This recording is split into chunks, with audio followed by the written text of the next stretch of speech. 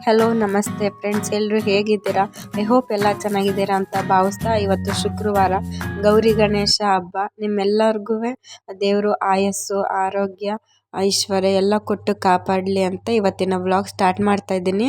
ಇವತ್ತು ಸಿಂಪಲ್ ಆಗಿ ಪೂಜೆ ಮಾಡ್ಕೊಂಡಿದ್ದೀನಿ, ಯಾಕಂದರೆ ನನಗೂ ಭೀಮಂಗೂ ಸ್ವಲ್ಪ ಹುಷಾರಿಲ್ದಿರೋ ಕಾರಣ ಪೂಜೆ ಸಿಂಪಲ್ಲಾಗಿ ಮಾಡ್ಕೊಂಡಿದ್ದೀವಿ. ಮಾಡಿ ನಾವು ದೇವಸ್ಥಾನಕ್ಕೆ ಹೋಗಬೇಕು. ನಾನು ಕೂಡ ಪೂಜೆ ಮುಗಿಸಿ ದೇವಸ್ಥಾನಕ್ಕೆ ಹೋಗಬೇಕಲ್ಲ, ಅದಕ್ಕೆ ತಟ್ಟೆ ಬಾಗಿನ ಕೊಡೋಣ ಅಂತ ದೇವರಿಗೆ ಅಕ್ಕಿ, ಬೆಲ್ಲ, ಹೂವು, ಹಣ್ಣು ಎಲ್ಲ ಅಡಿಕೆ ಇವನ್ನೆಲ್ಲ ರೆಡಿ ಮಾಡ್ಕೊತಿದ್ದೀನಿ. ಭೀಮನು ಕೂಡ ಪೂಜೆ ಮಾಡ್ತೀನಿ ಅಂತ ಬಂದಳು. ಅವಳು ಕೂಡ ಬೇಗ ಎದ್ದು ನನ್ನ ಜೊತೆಗೆ ರೆಡಿಯಾಗಿ ಪೂಜೆ ಮಾಡ್ತಿದ್ದಾಳೆ, ನೀವು ನೋಡ್ಬೋದು. ಹಾಗೆ ನಾವು ಬಾಳೆಹಣ್ಣು, ಬಳೆ, ತಟ್ಟೆ ಬಾಗಿನ ಎಲ್ಲನೂ ರೆಡಿ ಮಾಡ್ಕೊತಿದ್ದೀವಿ. ಭೀಮನು ಕೂಡ ಪೂಜೆ ಮಾಡಿ ಅವಳು ಕೂಡ ಕುಂಕುಮ ಅರಿಶಿನ ಎಲ್ಲ ಹಚ್ಕೊಂಡು ದೇವ್ರಿಗೆ ಕೈ ಮುಗಿದು ಬರ್ತಿದ್ದಾಳೆ. ಮಕ್ಕಳಿಗೆ ಹಬ್ಬ ಅಂದರೆ ಎಷ್ಟು ಖುಷಿ ಅಲ್ವಾ, ಬಟ್ಟೆ ಹಾಕ್ಕೊಂಡು ಊಟ ತಿಂಡಿ ಮಾಡಿ ದೇವಸ್ಥಾನಕ್ಕೆ ಹೋಗಿ. ಅವ್ಳಿಗೂ ಹಬ್ಬ ನೋಡಿ ಮೆಹಂದಿ ಹಾಕಿದ್ದೀನಿ ಅಂತ ತೋರಿಸ್ತಿದ್ದಾಳೆ.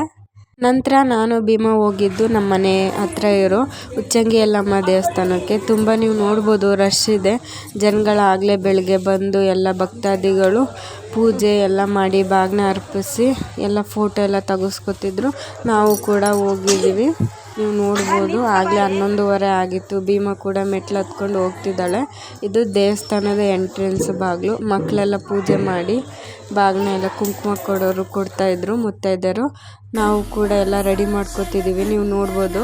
5 ಜನ ಮುತ್ತೈದೆಯರಿಗೆ ಎಲ್ಲನೂ ಹೂವು, ಹಣ್ಣು, ಬಾಳೆಹಣ್ಣು, ಬಳೆ ಎಲ್ಲ ಹಾಕಿ ರೆಡಿ ಮಾಡಿದ್ವಿ. ಅವಳು ಕೂಡ ಕುಂಕುಮ ಕೊಡ್ತಿದ್ದಾಳೆ. ಅವಳು ಚಿಕ್ಕ ಮುತ್ತೈದೆ ಅಲ್ವಾ, ಅವಳು ಕೂಡ ದೇವರು ಸಮ.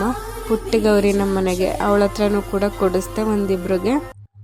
ಮತ್ತು ದೇವ್ರಿಗೆ ನಾನು ತಟ್ಟೆ ಬಾಗಿನ ಕೊಟ್ಟೆ, ನಾನೇನು ಮೋರ ಬಾಗಿನ ಕೊಟ್ಟಿಲ್ಲ.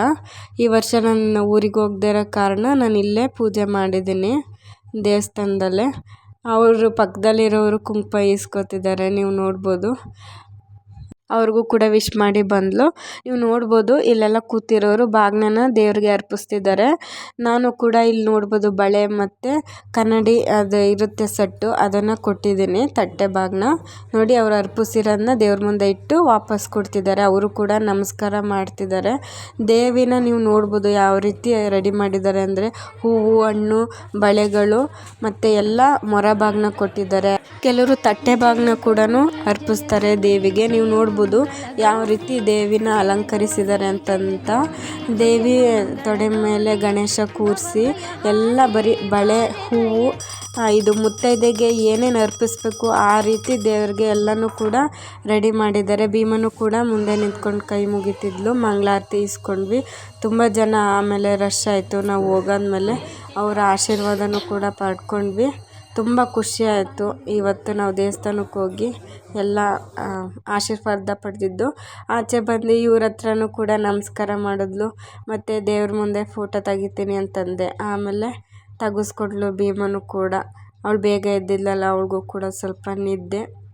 ಅದಾದಮೇಲೆ ನಾವು ಕೂಡ ಪೂಜೆ ಎಲ್ಲ ಮುಗಿಸಿ ಹೊರಗಡೆ ಬಂದ್ವಿ. ಅಲ್ಲೊಂದು ದೇವಿ ದೇವಸ್ಥಾನ ಇತ್ತು, ಅಲ್ಲೂ ಕೂಡ ಹೋಗಿ ಕೈ ಮುಗಿದ್ವಿ. ಭೀಮನು ಕೂಡ ಕೈ ಮುಗಿದ್ಲು. ಇಲ್ಲೂ ಅಷ್ಟೇ ದೇವಿಗೆ ಹೂವು, ಹಣ್ಣು, ಕಾಯಿ ಎಲ್ಲ ಇಟ್ಟು ಯಾವ ರೀತಿ ಅಲಂಕಾರ ಮಾಡಿದ್ದಾರೆ ಅಂತ. ಈ ದೇವಸ್ಥಾನ ಕೂಡ ನಿಮಗೆ ಗೊತ್ತಿರ್ಬೋದು, ಚಿತ್ರದುರ್ಗದಲ್ಲಿ ಐತಿಹಾಸಿಕ ದೇವಸ್ಥಾನ. ನೀವು ಚಿತ್ರದುರ್ಗಕ್ಕೆ ಬಂದಾಗ ಯಾವಾಗಾದ್ರು ಇಲ್ಲಿಗೆ ಭೇಟಿ ನೀಡಿ. ಭೀಮನು ಕೂಡ ನಮಸ್ಕಾರ ಮಾಡಿ ಒಂದು ರೌಂಡ್ ಪ್ರದಕ್ಷಿಣೆ ಹಾಕಿ ಬರ್ತಿದ್ದಾಳೆ. ನೋಡಿ ಶ್ರೀ ಮಾತಂಗಿ ದೇವಸ್ಥಾನ ಅಂತ. ಆಮೇಲೆ ಒಂದು ರೌಂಡ್ ಪ್ರದಕ್ಷಿಣೆ ಹಾಕೋಣ ದೇವಸ್ಥಾನಕ್ಕೆ ಅಂತ ನಾನು ಭೀಮನು ಕೂಡ ಹೋಗಿದ್ವಿ. ಹೋಗ್ತಾ ಇರ್ಬೇಕಾದ್ರೆ ನೋಡಿ, ಇವತ್ತು ಕೆಲವರು ಹಾಲು ಹಾಕೋರು ಇವತ್ತು ಹಾಕ್ತಾರೆ, ಕೆಲವರು ಗಣೇಶ ಚತುರ್ಥಿ ಅಂದರೆ ನಾಳೆ ಶನಿವಾರ ಹಾಕ್ತಾರೆ. ಇಲ್ಲಿ ಕೂಡ ನಾಗರದ ಪ್ರತಿಮೆ ಇತ್ತು, ಅಲ್ಲೂ ಕೂಡ ಹಾಕ್ತಿದ್ದಾರೆ. ಅಲ್ಲಿ ಹಸುನ ನೋಡಿ ಭೀಮನು ಕೂಡ ಮಾತಾಡಿಸ್ತಿದ್ಲು. ಒಂದು ಪ್ರದಕ್ಷಿಣೆ ಹಾಕಿ ಬರೋಣ ಬಾ ಅಂತ ಕರ್ಕೊಂಡು ಹೋಗ್ತಾ ಇದ್ದೀನಿ.